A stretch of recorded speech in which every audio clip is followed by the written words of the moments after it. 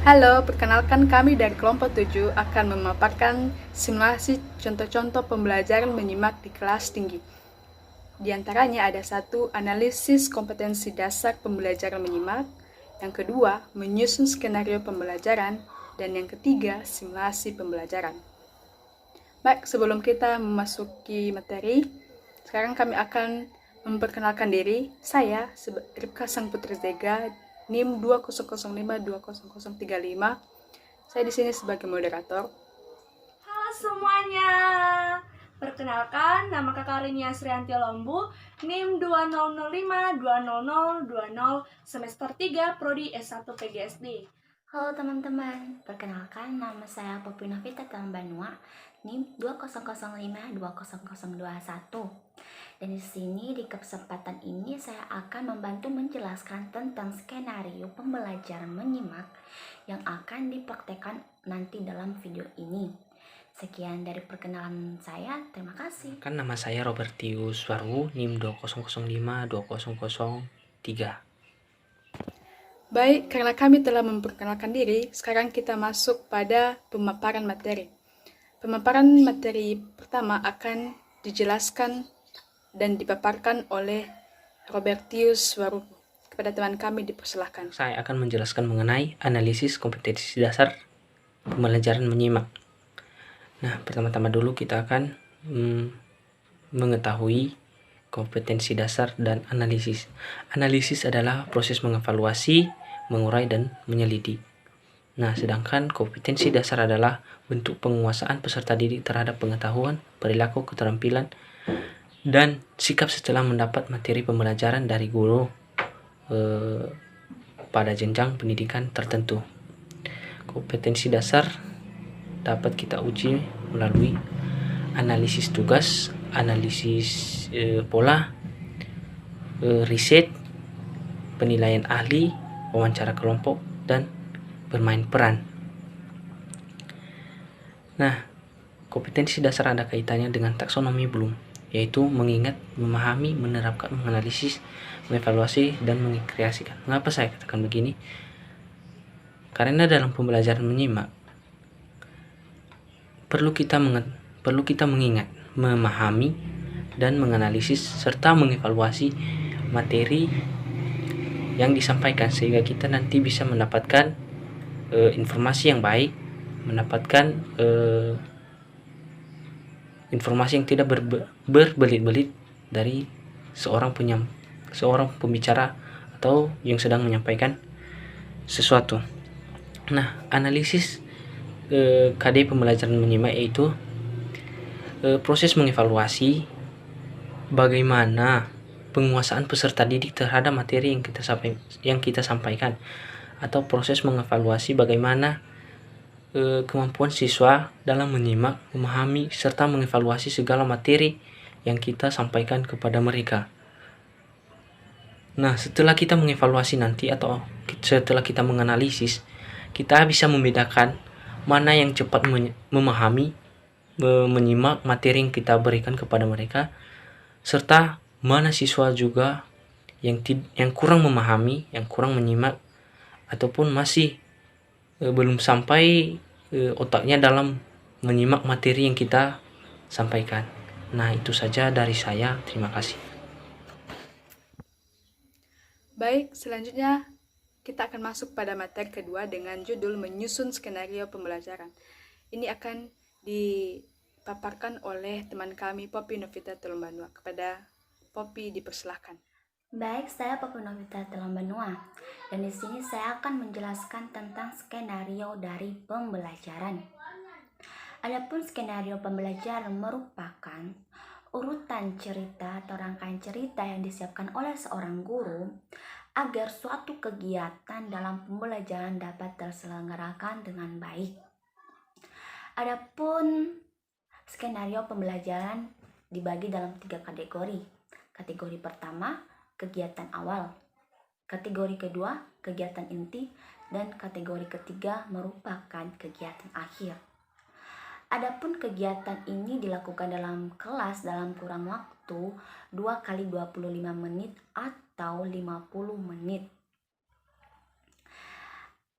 Kita mulai dari kategori pertama, itu kegiatan awal. Kegiatan awal guru dapat melakukan dengan dimulai guru memasuki ruangan kelas. Kedua, guru menyapa dan memberi salam kepada siswa. Ketiga, siswa membalas salam dari guru. Keempat, guru menunjuk salah satu murid atau ketua kelas untuk memimpin doa. Kelima, setiap siswa akan berdoa sesuai dengan kepercayaan masing-masing. Keenam, selesai berdoa, guru akan mengecek kehadiran siswa. Ketujuh, guru akan memulai pembelajaran dengan melakukan apresiasi dengan bercerita kepada siswa. Dan yang terakhir, guru menyampaikan inti dan tujuan dari pembelajaran. Dan selanjutnya, kegiatan inti. Kegiatan inti, guru akan menjelaskan konsep-konsep menyimak dengan menggunakan kalimat-kalimat sederhana untuk memancing siswa dalam berpikir kreatif. Yang kemudian selanjutnya, guru meminta siswa untuk membentuk kelompok dan duduk dan berdiskusi kepada kelompok masing-masing dan memberikan tugas tentang pembelajaran atau materi yang disampaikan oleh guru. Yang terakhir, guru akan memberikan penghargaan bagi siswa yang berani maju dan mengemukakan pendapatnya di depan kelas. Dan untuk kegiatan terakhir, yaitu kegiatan akhir dari interaksi guru dalam kelas, yaitu guru memberikan evaluasi dari materi yang telah disampaikan. Dan kedua, guru memberikan tugas di rumah atau PR kepada siswa-siswinya. Dan yang terakhir, guru menutup kegiatan belajar dengan mengucapkan salam kepada murid-muridnya. Sekian dari penjelasan saya tentang skenario pembelajaran. Saya kembalikan kepada moderator. Terima kasih. Baik, selanjutnya kita akan masuk pada materi ketiga dari judul simulasi contoh-contoh pembelajaran di kelas tinggi, dengan judul yaitu simulasi pembelajaran. Ini akan diteruskan dan dipaparkan oleh Rini Asrianti Lombok. Kepada teman kami dipersilahkan. Pada hari ini kita akan belajar tentang pembelajaran menyimak. Siapa yang tahu apa itu pembelajaran menyimak?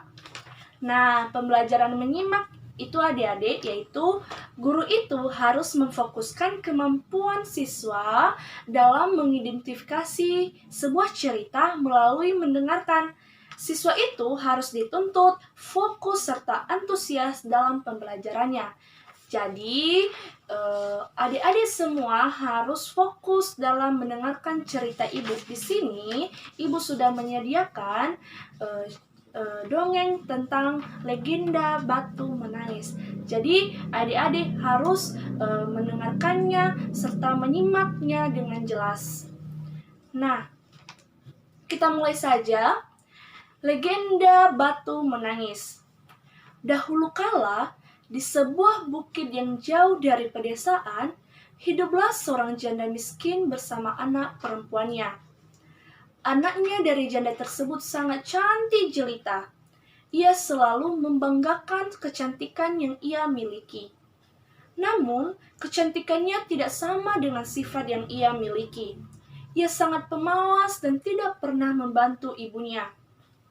Selain pemalas, ia juga sangat manja. Segala sesuatu yang ia inginkan harus dituruti, tanpa berpikir keadaan mereka yang miskin dan ibu yang harus banting tulang meskipun sering sakit-sakitan. Setiap ibunya mengajaknya ke sawah, ia selalu menolak. Suatu hari, ibunya mengajak anaknya berbelanja ke pasar. Jarak pasar dari rumah mereka sangat jauh. Untuk sampai ke pasar, mereka harus berjalan kaki, membuat putrinya kelelahan. Anaknya berjalan di depan ibunya dan memakai baju yang sangat bagus. Semua orang yang melihatnya langsung terpesona dan mengagumi kecantikannya. Sedangkan ibunya yang berjalan di belakang membawa keranjang belanjaan, berpakaian sangat dekil layaknya pembantu. Karena letak rumah mereka yang jauh dari masyarakat, kehidupan mereka tidak ada satu orang pun yang tahu. Akhirnya, mereka memasuki ke dalam desa. Semua mata tertuju kepada putri dari janda tersebut. Banyak pemuda yang menghampirinya dan memandang wajahnya. Namun, penduduk desa pun sangat penasaran siapa perempuan tua di belakangnya tersebut. "Hai gadis cantik, siapakah perempuan tua yang berada di belakangmu? Apakah dia ibumu?" tanya seorang pemuda. "Tentu saja bukan. Ia hanya seorang pembantu," jawabnya dengan sinis. Sepanjang perjalanan, setiap bertemu dengan penduduk desa, mereka selalu bertanya hal yang sama.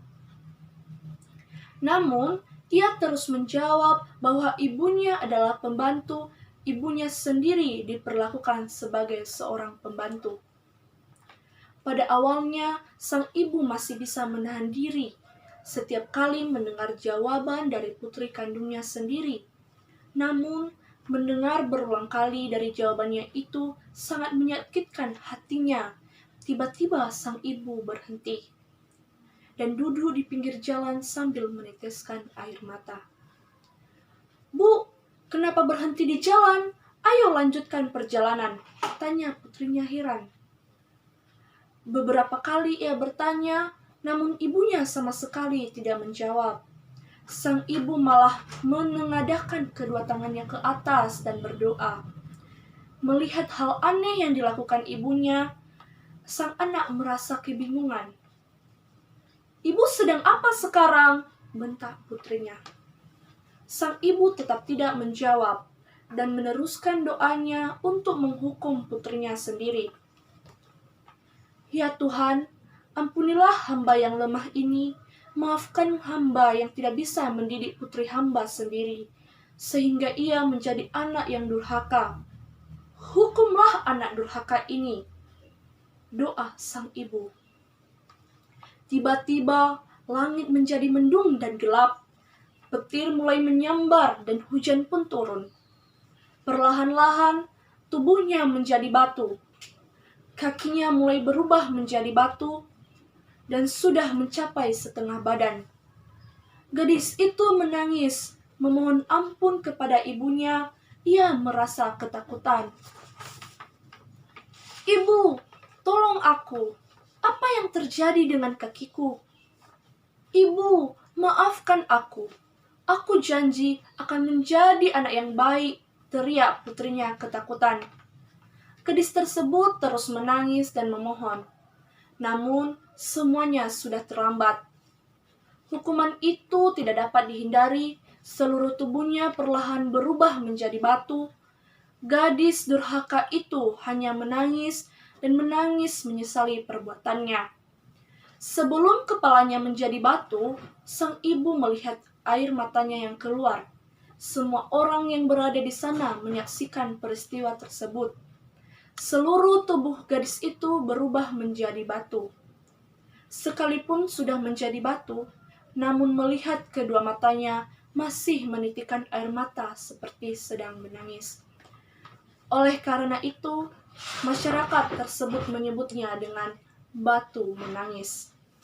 Batu menangis tersebut masih ada sampai sekarang. Jadi, dari dongeng yang ibu sampaikan tadi atau ceritakan tadi, siapa yang mau menjadi anak yang durhaka di dalam cerita ini? Nah, pasti semuanya tidak mau kan menjadi anak yang durhaka kepada ibunya. Jadi, adik-adik harus menghormati orang tuanya, baik di sekolah, di rumah, dan dimanapun kalian berada, kalian harus menghormati orang yang lebih tua dari kalian. Supaya kalian menjadi anak yang tetap patuh dan taat terhadap orang tua. Di sini, ibu memberikan pertanyaan kepada kalian terkait tentang cerita dongeng yang ibu sampaikan tadi. Pertanyaan yang pertama yaitu, siapakah tokoh utama dari legenda Batu Menangis? Nah, benar. Tokoh dari cerita Legenda Batu Menangis yaitu seorang janda miskin dan bersama dengan anak perempuannya. Pertanyaan yang kedua, apa watak dari kedua tokoh tersebut? Nah, benar sekali. Watak dari kedua tokoh tersebut yaitu yang pertama, watak ibunya itu baik, murah hati, sabar, penyayang kepada anaknya. Watak yang kedua yaitu watak dari anaknya yaitu seorang pemalas, suka berbohong, anak durhaka, dan tidak pernah menghargai ibunya. Nah, jadi itulah watak dari kedua tokoh tersebut. Di sini kakak akan menyampaikan sebuah pesan moral dari cerita Legenda Batu Menangis supaya adik-adik dapat selalu menyimpannya di dalam hati supaya kelak menjadi anak yang selalu patuh terhadap orang tuanya. Pesan moral dari cerita rakyat Legenda Batu Menangis yaitu selalu hormati dan sayangi kedua orang tuamu, karena kesuksesan dan kebahagiaanmu akan sangat tergantung dari doa orang tuamu. Sekali lagi, selalu hormati dan sayangi kedua orang tuamu, karena kesuksesan dan kebahagiaanmu akan sangat tergantung dari doa orang tuamu. Jadi sekian dari pembelajaran kita hari ini tentang pembelajaran menyimak, mengidentifikasi dongeng. Sekian dari kakak, terima kasih. Baik, sekian dari pemaparan kami dari kelompok 7 terkait simulasi contoh-contoh pembelajaran menyimak di kelas tinggi sekolah dasar. Apabila ada kesalahan kata, penuturan kata, sikap kami mohon maaf. Sekian, terima kasih.